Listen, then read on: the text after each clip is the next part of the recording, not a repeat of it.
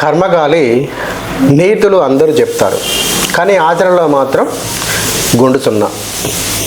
ఎందుకు ఈ సామెత అనవలసి వచ్చిందంటే, సోషలిజం పేరుతో ఎన్నో సంవత్సరాలుగా స్వాతంత్రం వచ్చినప్పటి నుంచి కూడా మన దేశంలో సమానత్వం సమానత్వం సమానత్వం అంటూ దారులు అరిగిపోయేలా, గొంతులు నొప్పి పుట్టేలా హరిచిగ్గే పెడుతూ సమానత్వం సోషలిజం పేరుతో ఇక్కడున్న మెజారిటీ సమాజాన్ని చెద్దర్లు కప్పి పండబెట్టడానికి ప్రయత్నిస్తూనే ఉన్నారు.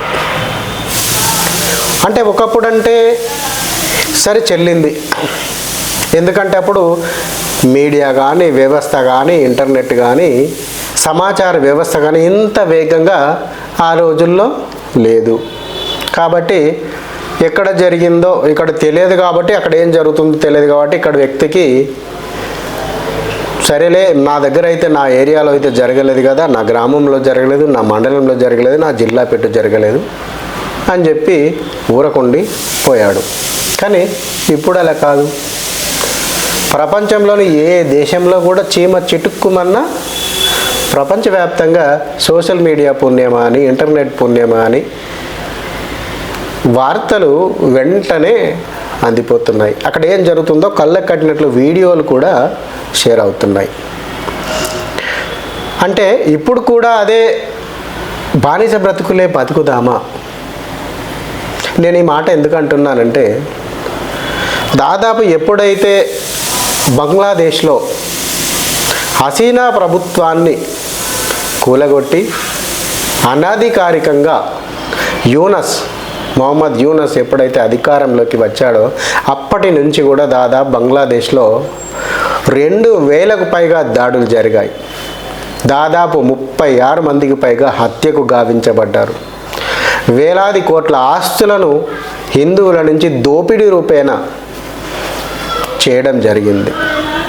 ఇవన్నీ ఎవరో అనడం లేదు, బంగ్లాదేశ్లోని మైనారిటీ కేటగిరీకి చెందిన మైనారిటీ ప్రజలు నినదిస్తున్నారు. మరి వారికి ఆశ్రయం ఎవరివ్వాలి? వారి అన్యాయాలను ఎవరు చూడాలి? వారి బాగోగులు ఎవరు పట్టించుకోవాలి? అక్కడ సరైన ప్రభుత్వం లేదు. అసలు మొహమ్మద్ యూనస్ అనే వ్యక్తి అధికారికంగా ప్రధాని కానే కాదు. ఆయన ఎలక్షన్లో కూడా కనీసం ఏ సర్పంచ్ ఎలక్షన్లో కూడా నిలబడి పోటీ చేసిన దాఖలాలు లేవు. అటువంటి వ్యక్తి ఏకంగా ప్రభుత్వ సలహాదారులుగా ప్రధానమంత్రి హోదాకు సమానంగా అక్కడ కీలక స్థానంలో ఉన్నాడు. ఈయనను ఎవరు నియమించారు అంటే, అంతర్జాతీయ డీప్ స్టేట్, అమెరికాలోని ఒక డీప్ స్టేట్, అమెరికాని ఎవరైతే అమెరికాతో పాటు ఈ ప్రపంచాన్ని చీకటి వ్యక్తులుగా, చీకటి ప్రపంచంలో శాసిస్తారో అలాంటి వ్యక్తులు ఈ బంగ్లాదేశ్లో ఈ వ్యక్తిని యూనస్ను తీసుకొచ్చి కూర్చుండబెట్టారు. దాదాపు అత్యంత మెజారిటీతో గెలుపొందిన ఒక ప్రజాప్రభుత్వాన్ని దాడుల పేరుతో కృత్రిమంగా ఉద్యమాలను రేకెత్తించి అప్పటికప్పుడు ఆమెను తొలగించడం జరిగింది. విధి లేక ఆమె భారత్కు పారిపోవలసి వచ్చింది. అందులో కూడా కొన్ని పనికిరాని చెత్త మాటలు మాట్లాడుతూ ఉంటారు. మోడీ గారే ఆమెను ఎందుకు తీసుకోవాలి? ఆమె బంగ్లాదేశ్ ఎప్పుడైతే ఆమెను అప్పగించమంటుందో అప్పుడే వారికి అప్పగించవచ్చు కదా, అంతర్జాతీయ చట్టాల ప్రకారంగా. వాళ్ళ దేశంలోని ఏదైతే అన్యాయం చేసిందో ఈమె, అక్కడ ప్రభుత్వ అధినేతగా ఉండి ప్రధానమంత్రి హోదాలో ఉండి ఏదైతే అన్యాయాలు చేసిందో అక్కడ ప్రజలకు, ఆ ప్రజలు మరి అక్కడున్న కోర్టు, అక్కడున్న ప్రభుత్వం ఇప్పుడు ఆమెను భారత్కు అప్పగించమని అంటుంది కదా, అప్పగించవచ్చు కదా అని సన్నాయి నొక్కులు నొక్కుతుంటారు మనోళ్ళు. ఈ సన్నాయి నొక్కులు నొక్కడానికి ముందు ఆలోచించాల్సింది హసీనాను కేవలం మోడీ ప్రభుత్వమో లేకపోతే మోడీ యొక్క సైన్యమో తీసుకొని భారత్కు రాలేదు. షేక్ హసీనా యొక్క తాతగారైన తాతగారైన నజీబుర్ రెహమాన్ కూడా పాకిస్తాన్ యొక్క అణిచివేతకు గురవుతూ ఉంటే పాకిస్తాన్కు వ్యతిరేకంగా నినదించి జనాన్ని సమీకరించి ఉద్యమం లేవదీసి అక్కడున్న బంగ్లాదేశ్కు పాకిస్తాన్ నుంచి విముక్తి కల్పించడంలో మన దేశం ప్రభుత్వ పాత్ర అత్యంత కీలకం. అప్పుడేం మోడీ ప్రభుత్వం లేదు, బీజేపీ ప్రభుత్వం లేదు, కాంగ్రెస్ ప్రభుత్వమే ఉంది. కాంగ్రెస్ ప్రభుత్వం అప్పుడు అంటే దాని అర్థము బంగ్లాదేశ్ భారత్కు అనుకూలం తప్ప మోడీకో లేకపోతే ఇంకెవరికో ఆర్ఎస్ఎస్కో హిందుత్వ భావజాలానికో అనుకూలం కాదు. కానీ భారత్ కొంత మేరకు ఇక్కడ ఏ ప్రభుత్వం ఉన్నప్పటికీ కూడా భారత్లో ఉన్నది సెక్యులర్ పేరుతో ప్రభుత్వం ఏర్పాటు చేసినప్పటికీ కూడా ఒక రకంగా హిందూ దేశం కాబట్టి హిందూ మెజారిటీ ప్రజల మనోభావాలను దెబ్బతీయకుండా హిందూ ప్రజలను ఆకాంక్షలకు వ్యతిరేకంగా వెళ్లకుండా బంగ్లాదేశ్లో ఉండిపోయిన మైనారిటీ ప్రజలైన హిందువులను ఒక్క మాట కూడా ఆమె అననిచ్చేది కాదు. అది ఆమె చేసిన తప్పు. మైనారిటీ ప్రజలైన హిందువులు అక్కడ ఆమెకు పూర్తి మద్దతుదారులుగా ఉన్నారు అంటూ ఆమెను అక్కడ ప్రభుత్వం నుంచి గద్దెదించి అక్కడి నుంచి వెళ్ళగొట్టి విధిలేక ఆమె కట్టుబట్టలతో భారత్కు రావడం జరిగింది. అనంతరం దాదాపు హిందూ దేవాలయాలు ఎన్నో దాదాపు కొల్లగొట్టడం మనం చూసాము. వీడియోలో కనబడతా ఉన్నాయి, సాక్ష్యాలు కనబడతా ఉన్నాయి. ఈ దశలో మనోళ్ళు కొంతమంది మాట్లాడుతూ ఉంటారు, భారత్ ఏం చేస్తూ ఉంది, అక్కడ ఎందుకు బంగ్లాదేశ్ మీద ఇప్పుడు ఇజ్రాయెల్ పాలస్తీన్ల యుద్ధం ఎలా జరిగిందో ఇజ్రాయెల్ ఇదే విధంగానైతే అటాక్ చేసిందో ఆ విధంగా భారత్ చేయొచ్చు కదా, సైన్యాన్ని పంపించవచ్చు కదా అని చెప్పి మాట్లాడుతూ ఉంటారు. భారత్ నాటి నుంచి నేటి వరకు రాజ్యాంగంలో ఏదైతే రాసుకున్నామో మనకు స్వాతంత్రం వచ్చినప్పుడు కూడా రాకముందు కూడా భారతీయులు ఏ విధమైన సిద్ధాంతంతో మెలిగారో అప్పటి నుంచి ఇప్పటి వరకు కూడా అదే సిద్ధాంతాన్ని కనబరుస్తూ భారత ప్రభుత్వం కూడా ఆచరిస్తూ ఉంది. ఏంటిదంటే ఒక సిద్ధాంతం అదేంటిది అంటే ఎప్పుడు కూడా మనం భారత్ తనకు తానుగా పొరుగు దేశాల్లోని ఆంతరంగిక విషయాల్లో వేలు పెట్టదు. అందుకే మీరు చూడండి, ఉక్రెయిన్ రష్యా యుద్ధం జరిగినప్పుడు అనేక మంది భారత్ను అందులోకి లాగాలని చాలా విశ్వ ప్రయత్నాలు చేశారు. అయినా భారత్ తటస్థంగానే ఉంది. అటు అమెరికాకు సానుకూలంగా ఉంటూనే, ఎందుకంటే అమెరికాకు రష్యాకు ఈ ప్రపంచంలో రెండు కూటములు. ఒక కూటమికి రష్యా నాయకత్వం వహిస్తే మొదటి కూటమికి అమెరికా నాయకత్వం వహిస్తుంది. అయినా కూడా రెండు కూటములతో కూడా అమెరికా రష్యాలతో కూడా భారత్ మంచి సత్సంబంధాలను మెరుగుపరుచుకుంటూ అంతర్జాతీయ సమాజంలో ఇప్పుడు మేలైన స్థితికి అంటే 5వ స్థానానికి రావడం అనేది మోడీ యొక్క చతురత మాత్రమే. అది కూడా భారత్ యొక్క శక్తి మాత్రం. అమెరికాకు వ్యతిరేకంగా అమెరికాకు అయ్యో నన్ను ఏమన్నా అంటుంది కావచ్చు అని చెప్పి రష్యాకు దూరంగా ఉంటే మనకు ముడి చమురు లభించకపోయేది. ముడి చమురు ఈరోజు మనం ప్రపంచవ్యాప్తంగా సప్లై చేయకపోయే వాళ్ళం. దానివల్ల కోట్లాది డాలర్లు మన ప్రభుత్వానికి లాభాల రూపేణా ఈరోజు మనం దాని యొక్క లాభాలను తింటా ఉన్నాం. చెప్పింది ఆల్రెడీ మోడీ కూడా బహిరంగంగా మాట్లాడడం జరిగింది. ఉక్రెయిన్ రష్యా యుద్ధం అనేది మానవ హననానికి పాల్పడుతుంది. మానవుల యొక్క అస్తిత్వానికి పెద్ద విఘాతం అది. అందుకని యుద్ధాలు పనికిరావు. ఏదన్నా ఉంటే కూర్చొని సామరస్యంగా మీరు మాట్లాడుకోండి. అవసరం అనుకుంటే చర్చలకు రావడానికి మేము సిద్ధం. మీ ఇద్దరి మధ్యలో ఒప్పందం చేయడానికి మేము సిద్ధం తప్ప మీరు కొట్లాడుకుంటా అంటే మధ్యలో మీకు ఏదో ఒక పక్షాన నిలబడి నేను కొట్లాడతా మీకు సపోర్ట్గా అనేది భారత వైఖరి కాదని మోడీ గారు స్పష్టంగా చెప్పారు. అంటే ఇక్కడ కూడా ఏదైతే మన ఇజ్రాయెల్ సమయంలో కూడా అదే జరిగింది. ఇజ్రాయెల్ భారత్కు అనుకూల దేశం. మరి మా ఇజ్రాయెల్ తరఫున మనం భారత్ మాట్లాడొచ్చు కదా అంటే ఇజ్రాయెల్ తరఫున కూడా మాట్లాడలేదు. అందుకే భారత్ లెబనాన్ సంబంధించి కానీ పాలస్తీన్ సంబంధించి కానీ ఇజ్రాయెల్ యొక్క కొట్లాటల్లో భారత్ వేలు పెట్టలేదు. అలాగే ఇక్కడ కూడా ఆ దేశాల్లో వేలు పెట్టకుండా కేవలం హిందువుల కోసం మాట్లాడుతూ హిందువుల ప్రభుత్వం భారతదేశంలో ఉంది అనే ఒక సాకుతోటి బంగ్లాదేశ్లో హిందువులకు అన్యాయం జరుగుతుంది అని బంగ్లాదేశ్లోని ఆంతరంగిక విషయాల్లో భారత్ వేలు పెట్టడానికి సాహసించదు. కానీ అంటే చేయాల్సింది ఏంది? హిందువులందరూ కూడా ఏకకంఠంతో హిందువులకు మరి ఎక్కడా లేదు. దాదాపు మనం చూస్తూ ఉన్నాం 192 దేశాల్లో ఇవాళ ఎక్కడనో ఎన్నడో మొహమ్మద్ అతను ఎవరో హుస్సేన్ అనే వ్యక్తి ఎక్కడనో ఇంగ్లాండ్లో ఒక వాళ్ళ యొక్క ప్రవక్త మీద కొంచెము వ్యతిరేకంగా ఒక కార్టూను గీసాడని చెప్పి ప్రపంచవ్యాప్తంగా ఒక కార్టూనేనండి, వాళ్ళు ఎవరినో చంపడం కాదు, కొయ్యడం కాదు, దిద్దడం కాదు, అదేదో దాడి కూడా కాదు, కేవలం ఒక కార్టూన్, ఒక బొమ్మను తమ దైవ దూషణకు పాల్పడేలా ఉంది అంటూ ప్రపంచవ్యాప్తంగా హింసకు రేకెత్తిన సంఘటన మనం మర్చిపోవద్దు. అంటే మొహమ్మదీలు ఇస్లామిస్టులు ఎంత సంఘటితంగా ఉంటారన్నదాన్ని ఈ యొక్క అది మంచా చెడ అన్నది పక్కకు పెట్టండి. అది మంచా చెడ ఏది అన్నది మనకు అవసరం లేదు, ఇప్పుడు ప్రస్తుతానికి మనకు అవసరం లేదు. కానీ అక్కడ జరిగింది ఏంటిది?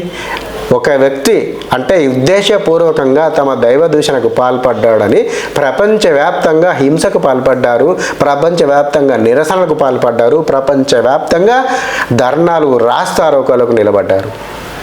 సంఘటితం అంటే అలా ఉండాలి. ఇవాళ ఒక రకంగా మెచ్చుకోవచ్చు ఇస్లామిస్టులను, ఒక రకంగా ఈ యొక్క సంఘటితం యొక్క దృష్టిని కనుక కోణంలో కనుక చూసినట్లయితే మనం 100% వాళ్ళకు ఓట్లు వేయవచ్చు. అది తీవ్రవాదమా, అతివాదానికి దారితీస్తుందా, లేకపోతే ప్రపంచంలో ఏకఛత్రాధిపత్యానికి దారితీస్తుందా, సమానత్వంలో అందులో లేదా అన్న విషయాలు ఇప్పుడు ఈ యొక్క సంబంధించిన వీడియోలో మనకు అవసరం లేదు. కానీ సంఘటితం అనే మాటకు వస్తే ఈ ప్రపంచంలో ఇస్లామిస్టులను మించిన సంఘటితులు లేరు. మరి అలాంటి సంఘటితం హిందువుల్లో ఎందుకు రాకూడదు? బంగ్లాదేశ్లో ఒకవైపు హిందువులు అనేక రకాలుగా ఈ 4 నెలల కాలంలోనే 2000 దాడులు జరిగాయంటే మీరు అర్థం చేసుకోండి. ఈ 4 నెలల కాలంలోనే 2000 దాడులు జరిగాయి, 36 మందిని హత్య చేశారు, వేలాది వందలాది దేవాలయాలను కూల్చివేశారు, కాల్చివేశారు. కృష్ణదాసును ఈ యొక్క సంఘటనలపై మేమెన్ని ఫిర్యాదులు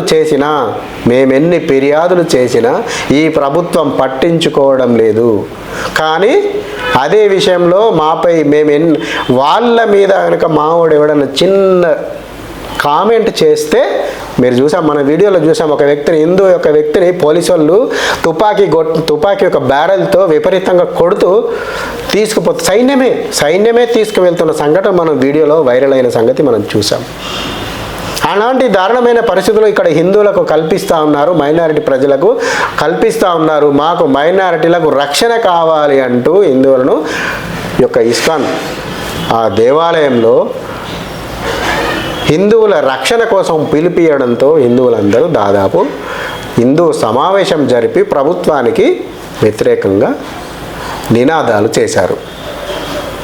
హిందువులకు రక్షణ లేదంటూ నినాదాలు చేశారు. కానీ ఇక్కడ జరిగింది ఏమిటి? నినాదాలకు వ్యతిరేకకు ఒకవేళ హిందువులకు రక్షణ లేదంటూ నినాదాలు చేస్తూ అంతమంది పెద్ద లక్షలాది మంది దాదాపు, ఎందుకంటే దాదాపు బంగ్లాదేశ్ జనాభా 16.5 కోట్లు, అందులో 2 కోట్ల మంది మైనారిటీలు ఉంటారు, అందులో దాదాపు 1,35,00,000 వరకు హిందువుల సంఖ్య మెజారిటీగా ఉంటుంది. ఒకప్పుడు భారత స్వాతంత్రం ముందు 28% ఉన్న జనాభా, అంటే 1950లో జనాభా లెక్కల ప్రకారము బంగ్లాదేశ్లో 28% మైనారిటీ హిందువుల జనాభా. కానీ ఈరోజు 7.95, అంటే కనీసం 8% కూడా అక్కడ మైనారిటీలు ఏమయ్యారు? మరి వాళ్ళంతా 20% జనాభా ఎందుకు తగ్గిపోయారు? ఇవాళ సోషల్ మీడియా, నెట్వర్క్, ఇంటర్నెట్ ఇవన్నీ ఉన్నాయి కాబట్టి మనకు అక్కడ ఏం జరుగుతుందో నిమిషాల మీద తెలుస్తూ ఉంది. కానీ అక్కడ ఏం జరిగిందో తెలియకుండా ఈ వ్యవస్థ ఎంత ఒక ఇస్లామిక్ తీవ్రవాదం అనేది అక్కడ ఆ దేశంలో ఈ మైనారిటీల పట్ల ఎంత క్రూరంగా ప్రవర్తించింది అనడానికి హిందువుల సంఖ్య తగ్గిపోవడం కారణం సరిపోదా? అంతేకాకుండా తమ సంఘటితం కోసము, తమ రక్షణ కోసం ఏర్పాటు చేసుకున్న సమావేశంలో ప్రభుత్వం తరఫున వారికి హామీ ఇవ్వాల్సింది పోయి సెడక్షన్ యాక్ట్ అంటే దేశ ధర్మద్రోహం, దేశద్రోహం కేసు నమోదు చేసి కృష్ణదాస్ను జైల్లో అరెస్ట్ చేసి జైల్లో వేయడం జరిగింది. కనీసం తిండి నీళ్లు కూడా ఇవ్వకుండా ఆయన్ని హింసించడం జరిగింది. అసలు ఇస్కాన్ సంస్థ చేస్తున్న వ్యవహారాలు ఏమిటో వీళ్ళకి తెలుసా? ఇవాళ 192 దేశాల్లో ఇస్కాన్ అనే సంస్థ ద్వారా వారు కేవలం కృష్ణ ధర్మ ప్రచారం మాత్రమే చేస్తారు. ఒక వ్యక్తిని కనుక కనీసం అరే అని కూడా అనని మనస్తత్వంతో వాళ్ళు వ్యవహరిస్తూ ఉంటారు. మీరు చూడండి, మన తెలంగాణలో కూడా అనేక ఆసుపత్రుల ముందు, ప్రభుత్వ ఆసుపత్రుల ముందు, అనేక కూడళ్ల ముందు ఇస్కాన్ అన్నపూర్ణ పేరుతో అన్నదానం నిర్వహిస్తూ ఉంటుంది. అది ఇవాళ ఒక బంగ్లాదేశ్లోనో లేకపోతే ఒక మన భారతదేశంలోనో తెలంగాణలోనో కాదు, ప్రపంచవ్యాప్తంగా 192 దేశాల్లో ఆ యొక్క ఇస్కాన్ కార్యక్రమాలు నడుస్తూ ఉంటాయి, సేవా కార్యక్రమాలు నడుస్తూ ఉంటాయి. ఆయన ఏ దేశంలో కూడా ఇస్కాన్ను బ్యాన్ చేయమని నినాదాలు రాలేదే. అది బంగ్లాదేశ్లో ఇస్కాన్ను బ్యాన్ చేయాలనే అధికారం ఈ యునెస్ ప్రభుత్వానికి ఎట్లా వచ్చింది? అసలు యునెస్ ప్రభుత్వమే కాదు. ఆ యూనస్ ఏమైనా కనీసం ఎలక్షన్ ద్వారా అక్కడ జరిగిన ఓటింగ్ ద్వారా ప్రధాన అయ్యాడా? లేకపోతే కనీసము ఆ దేశంలో ఏమైనా చట్టాలు సైనిక పరమైన అధ్యక్ష తరహా రాజకీయాలతో కూడుకున్నావా?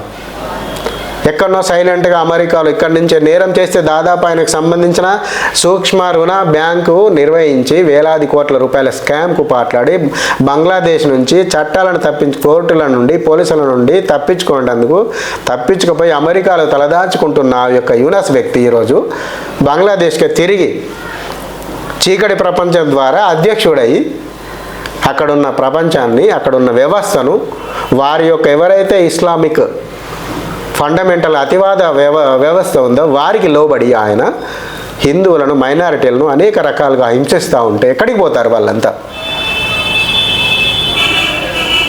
భారత్ రండి అంటే భారత్ మాత్రం ఎందుకు తీసుకుంటుంది? ఎందుకు ఆ దేశంలో వాళ్ళకు ఆస్తులు లేవా? ఆ దేశంలో పుట్టి పెరగలేదా? ఆ దేశ వాసులు కాదా?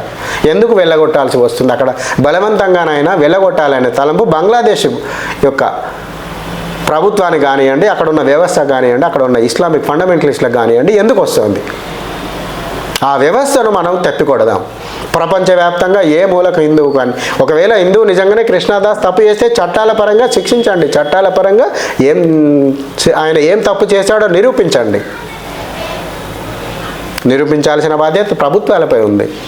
కానీ అట్లాంటిది ఏం నిరూపించకుండా కేవలం ఒక జెండా పైకి ఉందని, ఒక జెండా కిందికి ఉందని చెప్పేసి ఈయన సంఘటితం చేస్తున్నాడు కాబట్టి దేశద్రోహం కేసు పెట్టి అసలు కనీసం దేశద్రోహం అంటే దానికి అర్థమైందో కూడా తెలియదు.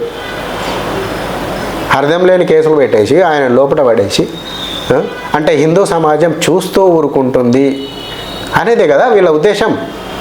ఎందుకంటే మీరు కూడా చూడొచ్చు, ఎందుకు ఊరుకుంటుందే, మేము మాత్రము ఆవేశపరులం కాదా, మేము మాత్రము హిందువులు, మేము మనుషులం కాదా, మేము చూస్తలేమో అని అనొచ్చు. ఏం చూస్తున్నారండి హిందూ సమాజం? దాదాపు గత సంవత్సర కాలంగా తెలంగాణలో రోజుకొక దేవాలయం మీద దాడులు జరుగుతూ ఉన్నాయి. గత 5 సంవత్సరాలుగా అసలు చూస్తూ ఉంటే ఎక్కడ చూసినా దేవాలయాల మీద దాడులు జరుగుతూనే ఉన్నాయి. దేవాలయాలు కూలగొడతా ఉన్నారు, కాలబెడతా ఉన్నారు, వాటి మీద మల విసర్జన చేస్తూ ఉన్నారు. నిన్న మొన్న కాలబెట్టారు. మన ఈడను విగ్రహాన్ని తొలగించిన సంఘటన మన మోండా మార్కెట్లో మనం చూడడం జరిగింది. ఇది ఒక్కటి సంఘటన, 1-2 కాదండి, వార్తలకు రాని సంఘటనలు. మీరు కనుక సూక్ష్మంగా ఆలోచించి గుర్తు చేసుకున్నట్లయితే ప్రతిరోజు దేశంలో ఎక్కడో ఒక చోట హిందువులపై బలవంతంగా దాడులు జరుగుతూ ఉన్నాయి. హిందూ దేవాలను ఈ ప్రభుత్వంలో, మోడీ ప్రభుత్వం ఉన్నప్పటికీ కూడా, భారతదేశంలో కూడా మోడీ జాతీయ స్థాయిలో ప్రభుత్వం, ఇక్కడ అనుకూల ప్రభుత్వం ఉన్నప్పటికీ కూడా హిందువులపై అనేక రకాలుగా దాడులు జరుగుతూనే ఉన్నాయి. ఒక్కటే అనుకోవచ్చు మనం, తీవ్రవాదం మాత్రం తగ్గింది అనుకోవచ్చు. చెప్పలేమండి ఎంత సైలెంట్గా ఉన్నారో, లేకపోతే అనుకూల ప్రభుత్వం లేదు అనే ఉద్దేశం మీద సైలెంట్గా ఉన్నారు కావచ్చు, కానీ స్లీపర్ సెల్స్ ఇక్కడ లేవని మనం ఎందుకు అనుకోవాలి? బైసాలో 2020లో మీకు జరిగిన సంఘటనలు తెలుసా? దాదాపు 500 నుంచి 1000 మంది ఒకటేసారి కోర్బా గల్లీని మొత్తానికి ముట్టి 23 ఇండ్లను దహనం చేశారు. అది ఎక్కడుందండి? బైన్సా, నిజామాబాద్ జిల్లా, హైదరాబాద్కు కూతవేడు దూరంలో. ఈ పట్టుమని ఒక బైక్ మీద వెళ్తే కనీసం 2 గంటలలో బైన్సాలో మనం ఉండొచ్చు. అలాంటి బైన్సాలో దాదాపు 500 నుంచి 1000 మంది ఎక్కడి నుంచి వచ్చారండి? ఎక్కడి నుంచి వచ్చారు వాళ్ళంతా? లోకల్ వాళ్ళు, స్థానికులు గారా? అంటే ఎవడో తీవ్రవాది పాకిస్తాన్ నుంచి వచ్చి ఇక్కడ ఉన్న హిందూ సమాజాన్ని చెడగొట్టడానికి, నాశనం చేయడానికి వచ్చాడని చెప్పి మనం అనుకుందామా? కాదు కదా. కనీసం ఒక్కరు కూడా మాట్లాడలేదు అక్కడ. ఇంత జరుగుతున్నా అంటే హిందువుల మీద రోజు ఇన్ని దాడులు జరుగుతున్నా స్పందించే హిందువులు లేడు. ఎందుకు లేరు? ఒక రకంగా కనుక ఆలోచించినట్లయితే ఇంత ధైర్యం వాళ్ళకి, ఇంత ప్రభుత్వం కూడా ఉన్నప్పటికీ కూడా ఇన్ని రకాల దేవాలయాలను ఇంత పెద్ద మొత్తంలో రోజుకొక దేవాలయాన్ని కూలగొడతా ఉన్నా, కాలు పెడతా ఉన్నా, హింసిస్తూ ఉన్నా, హిందువుల మనోభావాలను ఏదో రకంగా అవమానపరచాలని ప్రయత్నాలు చేస్తున్నప్పటికీ కూడా మనలో కింత కూడా చలనం రావడం లేదు అంటే దాని అర్థము రేపు ఎన్నడూ ఒకనాడు వాళ్ళున్న 18% జనాభానో 20% జనానో మబ్బుల 3 గంటలకు కత్తులు తల్వార్లతో నీ ఇంటి ముందు నిలబడితే, నీ ఇంటి ముందు ఆ 18% జనాభా ఇంటికొకరు నిలబడితే మబ్బుల నిద్ర మబ్బులు, నువ్వు చేసేది ఏముంది? నువ్వు చేసేది ఏమీ లేదు, పీకేది ఏమీ లేదు. అంటే నేను ఇక్కడ వాళ్ళు అలా చేస్తారని కాదు, వారికి అలా ఆదేశాలు కనుక వచ్చినట్లయితే చేయకుండా ఉండలేరు. చూస్తున్నాం కదా సంఘటనలన్నీ, గమనించే సంఘటనలన్నీ మనం చూస్తున్నాం కదా. మేల్కోవాల్సింది హిందువులే. ఎన్నడని అని మనం పోయి దాడులు చేయమని కాదు మిమ్మల్ని అనేది, కనీసం ప్రొటెస్ట్, మమ్మల్ని రక్షించండి, మమ్మల్ని ఎందుకు ఇంతగా వ్యవస్థాగతంగా, లేకపోతే మేము నమ్మిన మా యొక్క భగవంతుణ్ణి, లేకపోతే మా యొక్క ధర్మాలను, మా యొక్క ఆచరణను ఎందుకు ఇలా కించపరిచేలా ప్రయత్నిస్తూ ఉన్నారు అని సమాజంలో ఒక మేల్కొల్పు, ఒక ఆవేశపూరితమైన ఒక ప్రకటన మాట్లాడుతూ ఉంటారు. ఎక్కడనో ఆలైసాన్ రఫా అక్కడేమో జరిగిందండి, అక్కడ ఆలయ అందరి కళ్ళు అటే పెట్టండి అనగానే మనోళ్ళు అందరూ పెట్టేస్తూ ఉంటారు. ఆలైసాన్ రఫా, ఆలైసాన్ రఫా. మరి ఎందుకు ఆలైసాన్ బంగ్లాదేశ్, ఆలైసాన్ బంగ్లాదేశ్ హిందూ అని ఎందుకు పెట్టట్లేదు? ఆలైసాన్ కృష్ణదాస్ అని ఎందుకు పెట్టట్లేదు? ఒక్కరన్నా కనీసం ఎవరైనా పెట్టారేమో చూడండి. వెనక్కి తిరిగి చూసుకోండి, మిమ్మల్ని మీరు ప్రశ్నించుకొని. మళ్ళీ మాట్లాడతారు, నేను పెద్ద హిందువును, నేను యజ్ఞాలు చేశాను, నేను యాగాలు చేశాను, నేను పెద్ద హిందువు, నేను బడా హిందువును అని, నేను పూజలు చేయట్లేదా, నేను హిందువును కాదా అని మాట్లాడుతూ ఉంటారు. మరి కొంతమంది పెద్ద మనుషులు మాట్లాడి మళ్ళీ ఇక్కడికి వచ్చి హిందువులు పొందగాలని మళ్ళీ ఓట్ల కోసం మాట్లాడుతూ ఉంటారు. అదే నోటితో మనల్ని అని నవ్వుతూ ఉంటారు.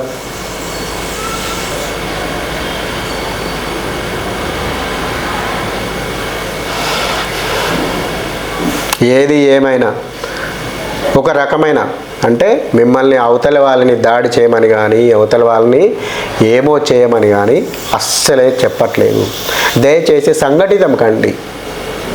హిందువులందరూ సంఘటితమైనప్పుడే ప్రపంచవ్యాప్తంగా హిందువుల యొక్క దృష్టి పడి బంగ్లాదేశ్పై అక్కడున్న వ్యవస్థలో మైనారిటీలను రక్షించడానికి ఐక్యరాజ్య సమితి ద్వారా ఒత్తిడి పెరగడానికి మాత్రమే హిందువులందరూ సంఘటితం కావాలి, నినాదాలు చేయండి దేశవ్యాప్తంగా అని చెప్పి కోరుకోవడం జరుగుతూ ఉంది.